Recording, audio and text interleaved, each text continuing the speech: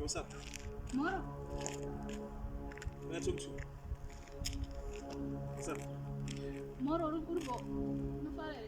I'm okay. So what's your name? Doibi. What? I didn't know he be. Okay, so where are you going? Where did you say? And don't go Masvingo. Yeah? Don't go Masvingo. Don't go Kurukesha ni Guriza Asuko. Guriwa? Tati Rukesha ni Guriza Asuko ndo kwa ndo garana mbuya wangu. Mbuya wako? Guri, what's Guri? You said Guri.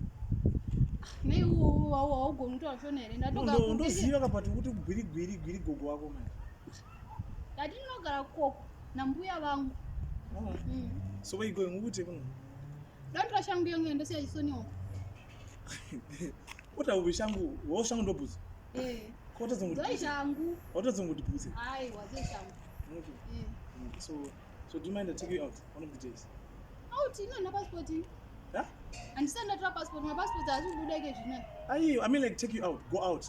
Go out. Out of it. Ah. Oh my. That muenda niyo out muona nakizwa. Lokuzai kwamana Harare muri kutsotimi. Ndakabona ne gumwe kubara gwainye. Baidi bukamisa busheve so guchinyeva ronkobara gogo. Andidana ne kubara Harare. Andana ne kubara Harare nditi.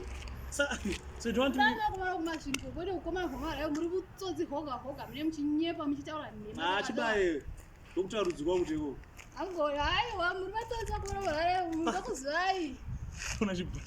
Achibhambi vanoona kabhebhi hakuna zvakadai havanopinga tobhurwa iri masaizi emari